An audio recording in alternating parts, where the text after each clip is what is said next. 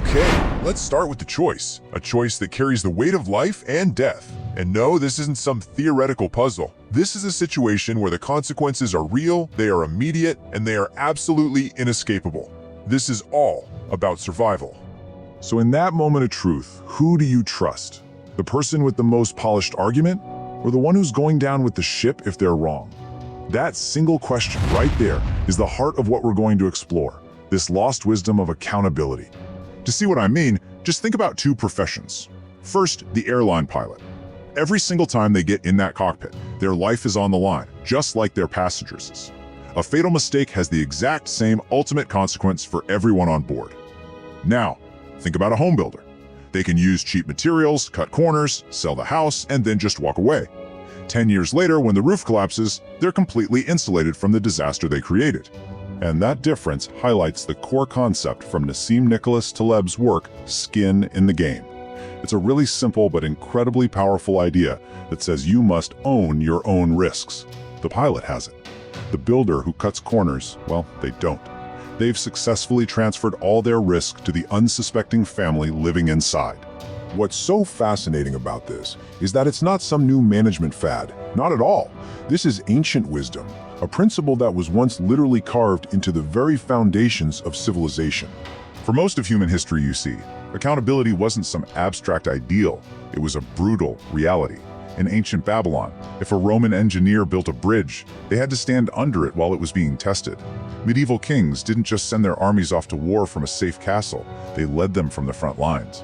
The risk was theirs to bear, and it was deeply personal. And honestly, it doesn't get any clearer than this.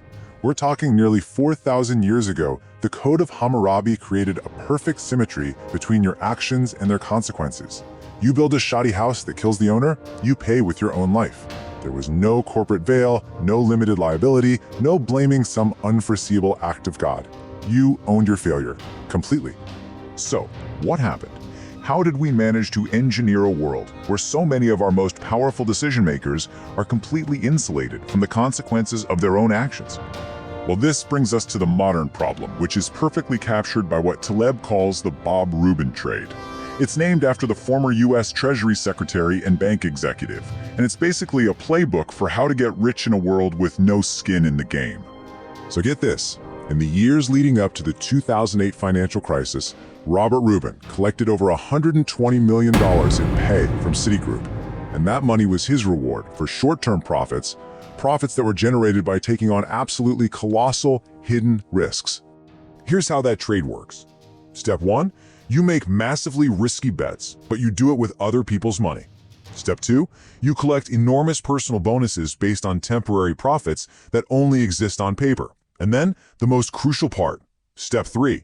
When the whole system inevitably collapses, you just claim an unforeseeable event. You get to keep your $120 million, while the taxpayers are forced to bail out the institution and absorb all the catastrophic losses. He privatized the gains, he socialized the losses. And this isn't just about finance. This whole dynamic of reaping all the rewards without facing any of the risk, it has infected so many different fields. It's created a modern class of experts who are often incentivized to be wrong. You have to ask yourself, who is this expert really trying to serve? A true practitioner, a chef, an engineer, an entrepreneur, they're ultimately judged by the real world. Does the product work? Does the business survive? But for so many modern experts, success isn't about satisfying a customer, it's about impressing other experts. This disconnect is shown perfectly in a study of restaurants. It found that a ton of places that were winning these prestigious industry awards, judged by panels of other chefs and critics, were actually going bankrupt. They had completely mastered the art of impressing their peers, but they failed at the one thing a restaurant absolutely has to do to exist: convince paying customers to come back. So this creates two totally different archetypes. You have the doer, like a plumber, who's judged by reality. Do the pipes leak? It's a simple yes or no. And then you have the talker, the theorist, who's judged by other theorists on how complex their papers are. And it doesn't matter if those papers have any connection to the real world. Success is measured in citations, not results. The outcome of all this is that we've built systems that reward the appearance of competence over actual competence. Looking the part and speaking all the jargon has somehow become a substitute for delivering real, tangible value. But what if we've been looking at risk all wrong? What if taking a personal risk isn't just a business strategy, but it's an ethical act? What if it's the only true signal of belief in the engine of all real knowledge? This actually explains our gut feeling about what's fair. Why do we celebrate the wealth of an entrepreneur who took a huge risk, but we resent the bonus of a banker who got a bailout? It's because we instinctively know the difference. The entrepreneur risked everything, their money, their reputation. The banker on a guaranteed salary risked nothing. One earned their success by facing risk, the other got rich by transferring it to the rest of us. Think about it this way. We build monuments to the soldier who risks everything on the battlefield, whether they win or lose. We don't build monuments for the pundit who advocated for war from a comfortable studio. Honor, it comes from being exposed to the downside.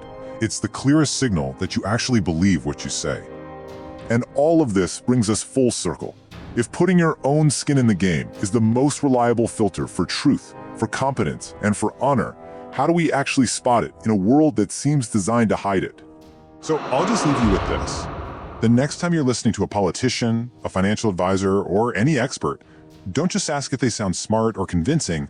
Ask a much simpler and much more powerful question. What do you stand to lose if you're wrong? Because only then will you know if they truly have their skin in the game.